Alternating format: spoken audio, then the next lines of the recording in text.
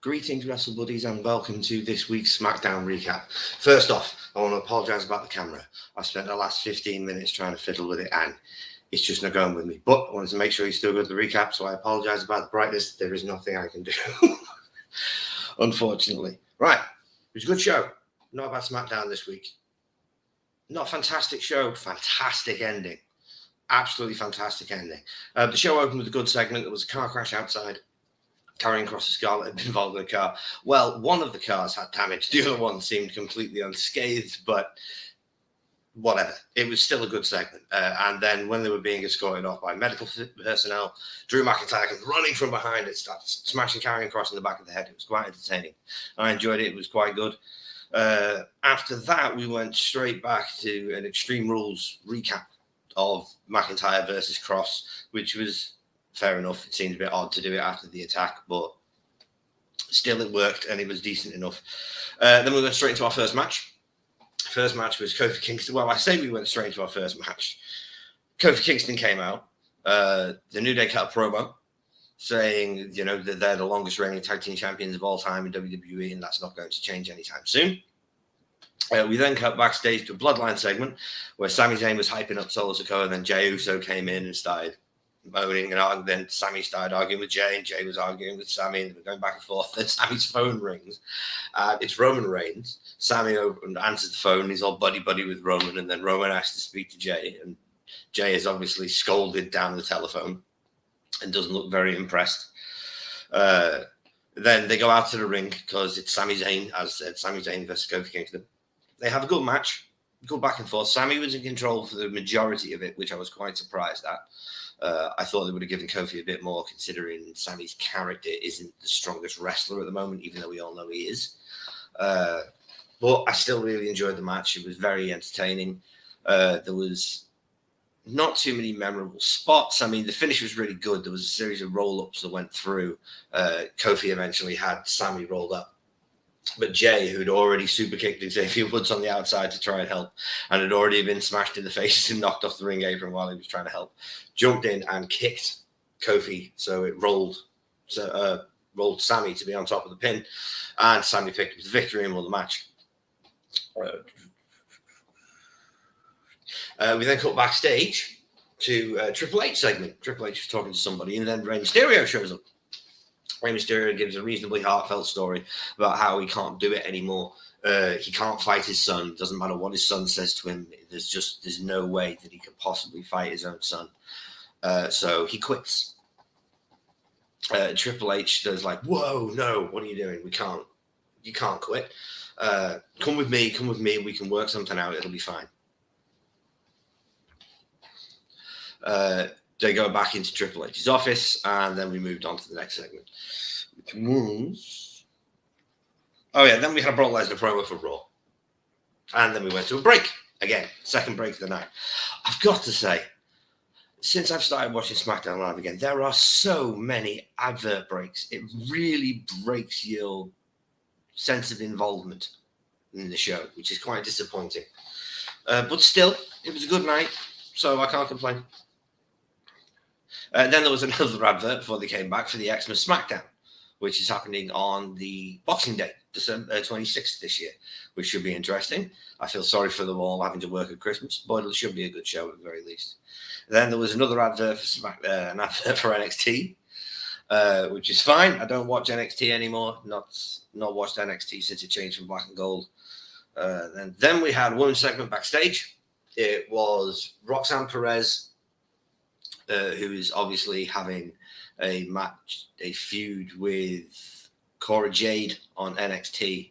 They're having a pick your poison match where they get to pick each other's opponents, and the entire roster is available for choice. So Roxanne Perez comes in, she's in the locker room, and she picks Raquel Gonzalez.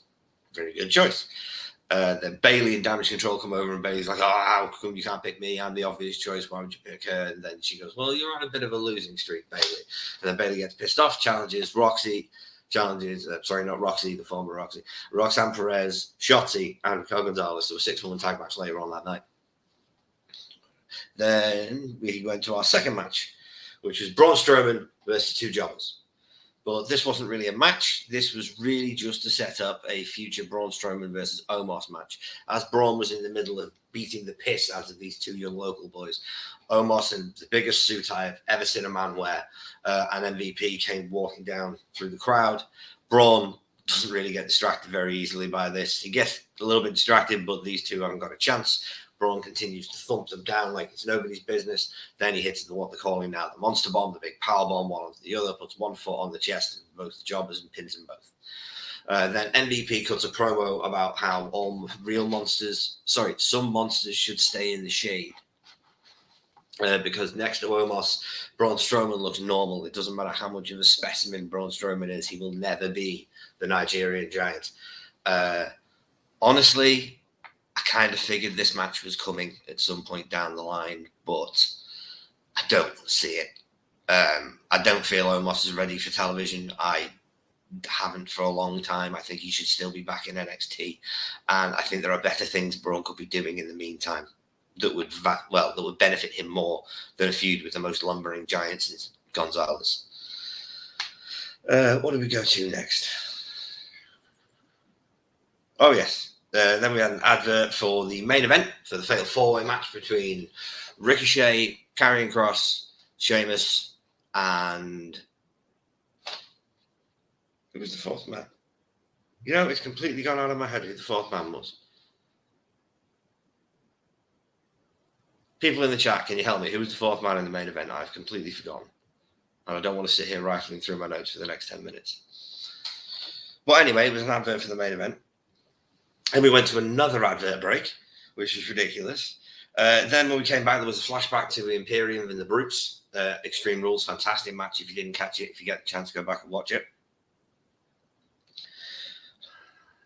Then we went to another Bloodline promo. Sammy's ignoring Jey Uso and he's hyping up Solo for Solo. Oh yeah, Solo Sikoa, of course. Solo Sikoa was the fourth man in the main event, and he's hyping up Solo Sikoa for his part in the main event later on that night. We then cut to really happy to see this as well. We get maximum male models, Mansoor versus the now returning as finally LA Knight. Really happy to see the former Eli Drake now once again LA Knight back in the ring. Really happy to see him back as this character. He put in a good showing as I thought he would against Mansoor. Real hard hitting guy. I think his stuff looks really stiff, and that's, in my opinion, that's good because it's not stiff, but it looks stiff, and that's hard to do.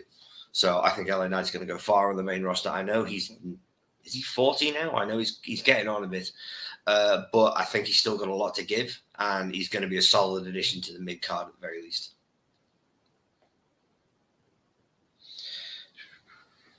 Sorry, folks, I'm just checking my notes. There was a lot there tonight, and I'm trying to get through it as fast as possible. Oh, yes, LA Knight won with a fantastic finisher. I think he was calling it the BFT, Blunt Force Trauma. That was it. And it's basically a snapmare driver, which I've never seen before. Very, very unique, very, very impactful, very, very happy. It's a good finish. It's a strong finish. It looks he can hit it on pretty much anybody. And for me, having a good, strong finish is a real good part of having a good return. And I enjoyed that. It was very good. Then we had an advert for Bray in his return later on that night, which just couldn't be happier to see him back. But we'll get to Bray Wyatt when the time comes. Then there was another advert break. Then when we came back, there was a recap of Bray's return to Extreme Rules. Then we had Damage Control versus Shotzi versus Raquel versus Perez.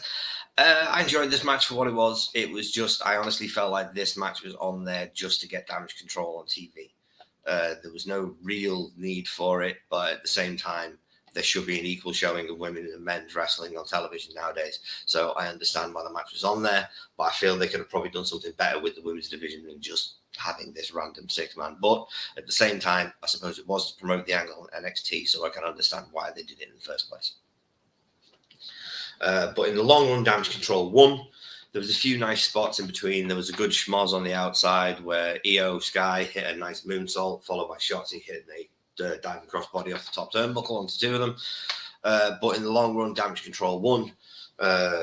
Bayley rolled up. Bayley was rolled up, then she reversed the roll up into a crucifix pin. And she got the pin on Roxanne Perez, which was very good. And then she gloated like she was a teenager, which I always appreciate. It's very entertaining. I love heel Bayley. Heel Bayley is she's such a refreshing change from all the standard baby faces that we have in the women's division and the heels that don't know how to be heels. Then there was more advert breaks. And as we came back from this, we then had a recap of last week when Legado del Fantasma debuted and beat up Hit Row. And then there was a Bray Wyatt tease. Like his new symbol, the weird butterfly and moth with the face, just flashed up on the screen momentarily, which is quite good. It's a good tease. Just got to drop him in throughout the night as it goes on. Then Hit Row had their entrance. And then SmackDown went all SmackDown again. Because after Hit Row made their entrance for their match against Legado del Fantasma, there was a Roman Reigns versus Logan Paul promo. Then there was another advert break. Then there was an Extreme Rules recap of Ronda versus Liv Morgan. Then there was a Viking Raiders promo. Then Legado del Fantasma finally made their entrance, and finally the match begins. Well, the match didn't really begin. They jumped them on the outside before the match Hit Row did, which didn't serve them very good because they lost in about 2 minutes. If it was that, I might be being generous there. It could have been a minute and a half. To Joaquin Wilde and Cruz del Toro's finisher, which I really enjoyed. It's a combination of Russian leg sweep and a shining wizard. It looks really impactful. I've never seen a team use it as a finish before, so that's always exciting. And I just enjoy Legado del Fantasma. I think they're a breath of fresh air on the main roster. They bring that real hard-hitting luchador style to WWE, and I think that's something that's been lacking since Rey Mysterio was in his prime. Oh, right. Next, we went to Kayla Braxton interviewing Sonya Deville. And this turned into Sonya Deville running down Liv Morgan saying that she doesn't have it and she never will have it, to Liv Morgan showing up and beating the living piss out of Sonya Deville to the point that she put her on a table. She hit her with the best kick I have seen Liv Morgan throw in her entire career. It was just like a mafia kick to the face, but it looked and sounded fantastic. Then she put her on a table, climbed up some scaffolding, and did a senton off the scaffolding and put her through the table for no particular reason except to set up a match next week on SmackDown. A match which previously I wouldn't have cared about, but now I'm actually quite intrigued because they appear to be. Liv was acting a lot darker and crazier during the attack. Everybody's been talking about the possibility of her joining the rumored Wyatt 6 group that may be coming in. I'd like to see this, but at the same time, I don't know if Liv would fit with the Wyatt way of doing things. But we'll have to wait and see, I suppose. Okay, after this, we went to the main event match because it flew by SmackDown tonight. It really did. It was a very, very well-paced 2-hour show. It just went bam, bam, bam, bam. I really enjoyed it. We got to the main event match. Main event match of Sheamus versus Karrion Kross versus Solo Sikoa versus Ricochet, except due to the fact that Karrion Kross had been beaten up and he was injured earlier in the night, he could not compete. So he was replaced by Rey Mysterio, something I'm very happy to see. And it's been announced that Rey Mysterio is now a permanent part of SmackDown. This is obviously how Triple H has solved the problem of him having issues with his son. Is, well, if you're on SmackDown, you don't have to deal with your son because he's on Raw. Not the best fathering, but I suppose it's smart for Rey's career in storyline. Happy to see Rey on SmackDown. Should be a real good addition to the roster. Another strong veteran to help the young guys out and to help really flesh out the main event scene. Okay. But before we got to the main event, we had a recap of the Fight Pit match. Then we had an NFL advert. Then they announced another advert. Then there was another advert break. After that, Mysterio was they came back from the break. Mysterio taking over. He was in there with Sheamus. Then Sheamus reversed Rey Mysterio. Sheamus started to take over. Then Ricochet came in, started flipping all over the place. Then we got a nice little Ricochet versus Rey Mysterio segment, which is always enjoyable.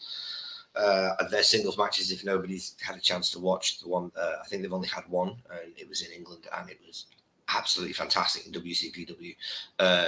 Wonderful match. Like, just if you get a chance, go and watch it. But anyway, I digress. We then had another advert break.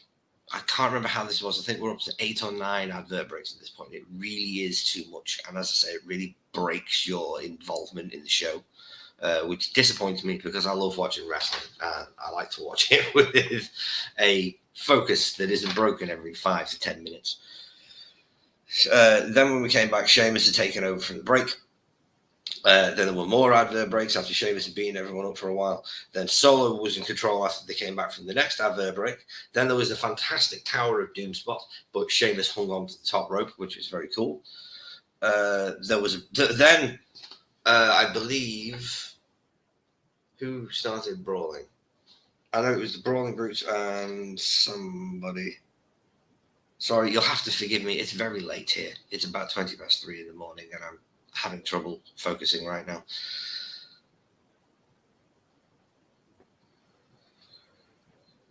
There was a big brawl with the Brutes, and then Rey Mysterio basically beat up Ricochet and got the win. It's good to see Rey getting a shot at the Intercontinental title. I think Rey versus Gunther will be a fabulous match. A real David and Goliath story that Rey's always been so good at telling. I think that will be something that people will talk about, that match, I believe, after it's happened, in the same way they've been talking about Sheamus versus Rey Mysterio. Sorry, Sheamus versus Gunther.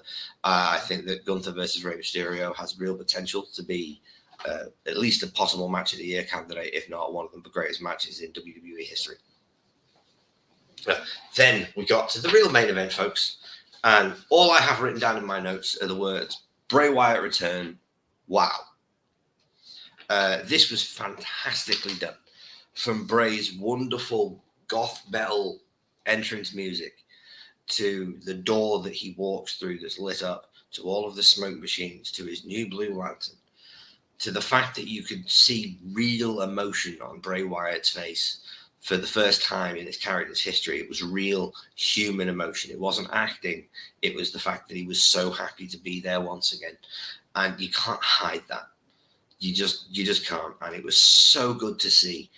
I love Bray. I've always been such a big fan of his. I think he's Waylon Mercy meets Robert De Niro from Cape Fear all rolled up into one character. And it's so good to see him back. But anyway, I don't want to go off on a tangent. We've got a show to do. Bray cuts a promo, but he cuts a promo as Bray Wyatt. Well, as Wyndham Rotunda, really. He was just talking to the crowd about how, with real emotion in his eyes, and he felt like he was almost going to cry. And just talking to the crowd about how happy he is to be back, about how he felt lost, and he'd lost so much, and he'd lost people he cared about, and he'd lost his job, he'd lost his career, he'd lost his self-confidence. And then he started to meet people, and special people, and he said, you know who you are. And these people had come up to Bray and they'd said, I was lost, I was down, and I couldn't take it anymore. And then your words spoke to me, and you saved my life, man. And that's powerful stuff, folks. Powerful stuff to have in your return promo. Then as Bray just continued on with his promo, classic Bray Wyatt, we couldn't just have normality. The weird butterfly symbol started to flash up on the Titantron again. All the lights went out. And the man with the mask, the new mask that Bray Wyatt was wearing when he returned to Extreme Rules, showed up and talked about the fact that you don't know who you're dealing with. You don't know who this man is. I don't know who this man is. But you're going to find out. And then that was it. We didn't even have the Smackdown crawl in the bottom corner. It just got to another advert break and the show was done. Could not be happier with this week's Smackdown. As I say, it was so well paced. Just everything flew through. Really enjoyed it. Hope you all enjoyed it as well. I hope you enjoyed the recap. I'm sorry, I will get better at these. I promise. It's just going to take me a bit of time. Technology is not being my friend today, as you can see. Right, but either way, folks, thank you so much for joining me. If you're new here to Wrestle Buddy, if you like what we do and you enjoy the content we put out, please consider leaving a like and subscribing to the channel. It really helps us out, and it's the only way the YouTube algorithm knows we exist. In the meantime, to all of you returning viewers, I love you all. Thank you so much for tuning in.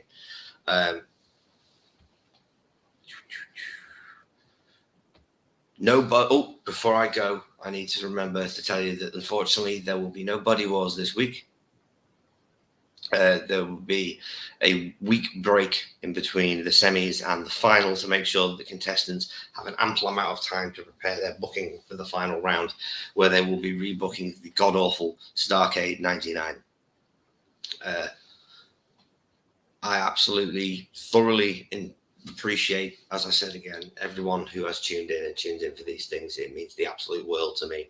Thank you so much, ladies and gentlemen. And I will see you next week. Bye.